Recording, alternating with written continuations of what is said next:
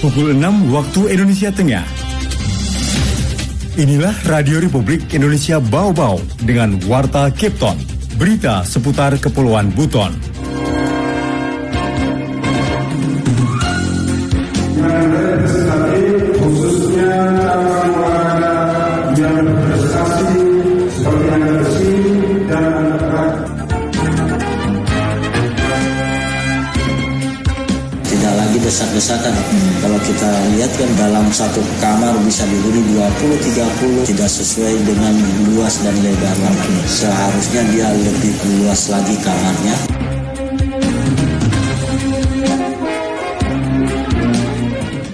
Selamat pagi dari Bukit Waluyo Indah, kami sampaikan pokok-pokok berita. Dukung program desain besar olahraga nasional, DPRD Kota Bau-Bau minta Pemkot Bau-Bau sediakan sarana dan prasarana olahraga yang representatif. Lapas Bau-Bau masih over kapasitas, idealnya dihuni 196 warga binaan, namun realitanya menampung 478 narapidana. Inilah Warta Kipton pagi selengkapnya, hari ini 6 Februari 2023 bersama saya Siti Nur Hardianti.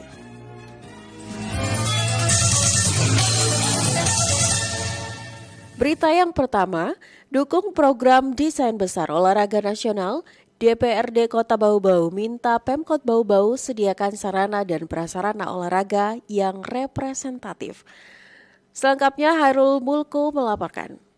Yang representatif khususnya cabang olahraga yang berprestasi seperti angkat besi dan angkat berat. Dewan Perwakilan Rakyat Daerah DPRD meminta pemerintah Kota Bau-Bau menyediakan sarana dan prasarana olahraga yang representatif untuk mengembangkan cabang olahraga dan atlet, khususnya sarana dan prasarana cabang olahraga yang berprestasi dan mengharumkan nama daerah. Permintaan itu merupakan salah satu dari sejumlah item pokok pikiran DPRD yang disampaikan langsung Ketua DPRD Kota Bau-Bau Zahari dalam agenda Forum Konsultasi Publik Penyusunan Rancangan Pembangunan Daerah RPD tahun 2024-2026 yang terselenggara beberapa waktu lalu. Yang representatif khususnya cabang olahraga yang berprestasi seperti angkat besi dan angkat berat yang menjadi penyumbang medali terbanyak bagi Bau-Bau pada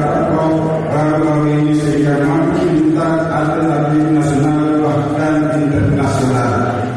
Zahari menegaskan bahwa hal itu menjadi fokus para anggota DPRD Kota Bau-Bau sesuai dengan program Kementerian Pemuda dan Olahraga terkait desain besar olahraga nasional DEBON yang diharapkan masing-masing daerah menyiapkan minimal 2 cabang olahraga untuk fokus menjadi olahraga unggulan di setiap daerah. Kami melihat bahwa potensi angkat besi sangat luar biasa.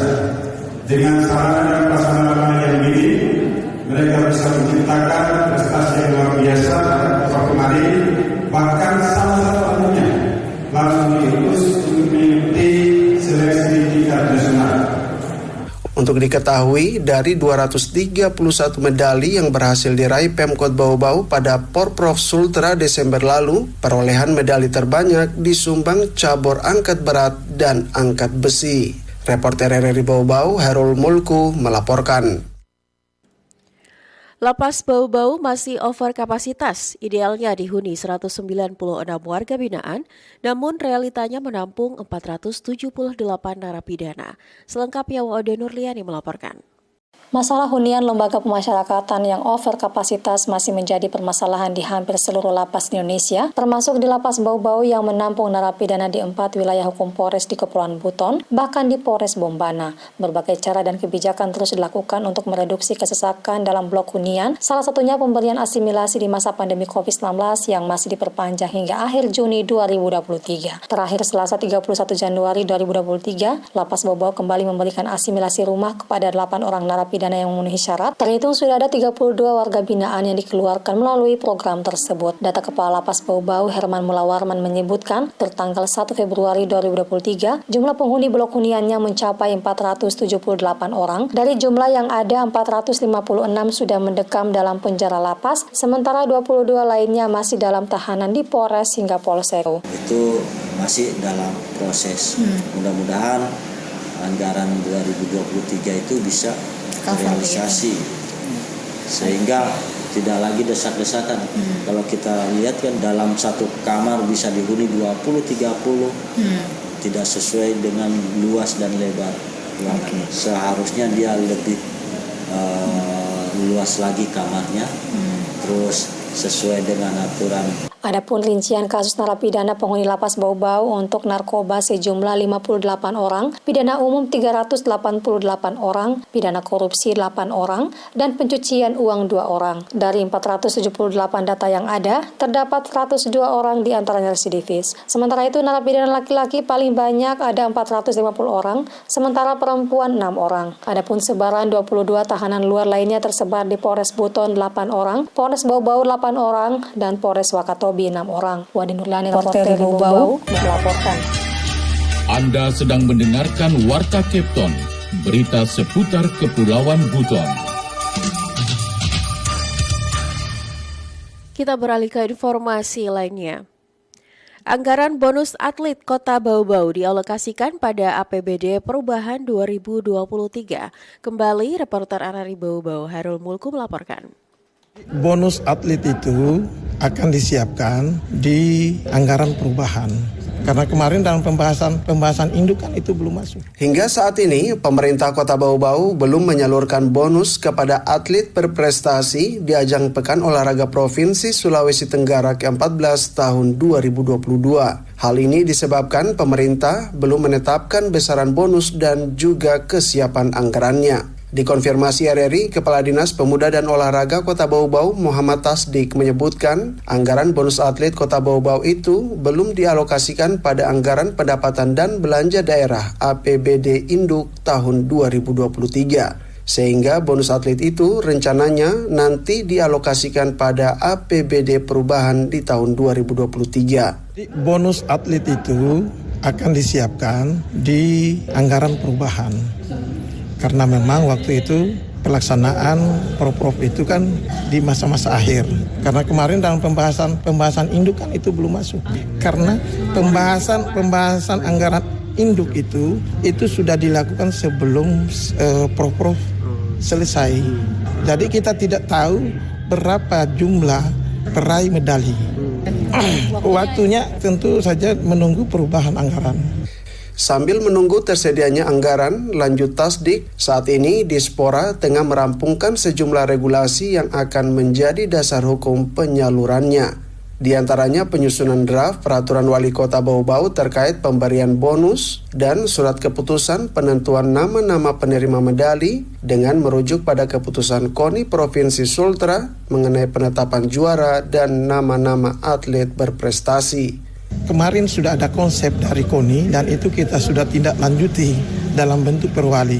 Perwali sementara tinggal penandatanganan oleh beliau, sudah digodok. Tetapi tentu kalau besaran dan jumlahnya itu mungkin saya tidak akan menyampaikan karena itu yang menyampaikan harus pemerintah daerah dalam hal ini pimpinan. Tetapi semua aturan yang akan sebagai payung hukum itu kita sudah siapkan. Salah satunya itu adalah keputusan dari KONI Provinsi dan itu akan menjadi lampiran dalam perwali kita. Mantan Kabak Hukum Setda Kota Bau-Bau itu mengakui tahun 2022 menjadi catatan sejarah bagi Kota Bau-Bau karena berhasil masuk 3 besar. Oleh karena itu, para atlet dan cabur harus mendapatkan perhatian yang lebih, namun demikian tetap mempertimbangkan dengan kemampuan keuangan daerah. Reporter RRI Bau-Bau, Harul Mulku melaporkan. Berita yang terakhir, pedagang jagung di Lapak Tirta Rimba Bau-Bau raup untuk ratusan ribu rupiah dalam sehari berjualan di akhir pekan. Selengkapnya kembali dilaporkan Waode Nurliani. Setiap akhir pekan, pelaku UMKM lapak Tirta Rimba di kawasan Jalan Poros Kadalomoko meraup untung hingga ratusan ribu rupiah. Kurang dari 10 pondok jagung terlihat tepat di sebelah kanan gerbang wisata air terjun Tirta Rimba, Kota Bau-Bau. Berdasarkan penuturan salah satu pedagang, aktivitas jualan jagung di kawasan tersebut lebih dari 10 tahun, bahkan ada yang 20 tahun. Salah satu dari mereka, Wa Anu, mengaku dalam sehari bisa mengantongi untung hingga 200 ribu rupiah, bahkan di akhir pekan laku jagungnya bisa 500 ribu rupiah dalam sehari. Wanita lansia berusia 61 tahun tersebut mengaku sudah berjualan sekitar 20 tahun lalu saat anak-anaknya masih duduk di bangku sekolah dasar hingga kini sudah berumah tangga. Ya tergantung rezeki.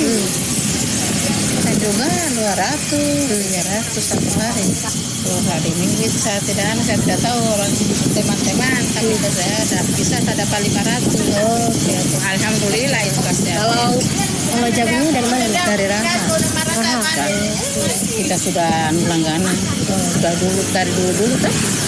Sudah 20 tahun lebih. Wa Anu mengaku mendapatkan pasokan jagung dari Kabupaten Muna dan sudah berlangganan sejak awal berjualan. Para pembeli jagungnya pun berasal dari Kota Bau-Bau maupun dari luar kota yang melintas di jalan poros tersebut. Suplai jagung masuk 3 kali dalam seminggu, namun stok jagung yang ada bisa dijual habis hingga 1 pekan. Selain jagung rebus dan mentah, olahan jagung lainnya yang oleh masyarakat Buton dikenal dengan sebutan KMBW juga laris manis di tangan Wa Anu. Harganya pun relatif terjangkau. Untuk jagung rebus 5 hingga 7 buah dihargai Rp10.000, begitupun dengan KMBW dibanderol dengan harga yang sama. Aktivitas jualan jagung pun dimulai dari pagi hingga sore hari. Wade Nuliani, reporter Bau-Bau, melaporkan.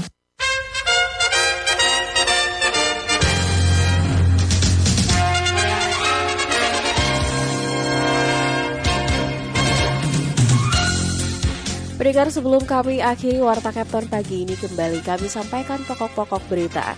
Dukung program desain besar olahraga nasional, DPRD Kota Bau-Bau minta Pemkot Bau-Bau sediakan sarana dan prasarana olahraga yang representatif. Lapas Bau-Bau masih over kapasitas, idealnya dihuni 196 warga binaan, namun realitanya menampung 478 narapidana. Demikian Warta Kepton hari ini, mewakili kerabat kerja yang bertugas, kami ucapkan selamat pagi dan selamat beraktivitas.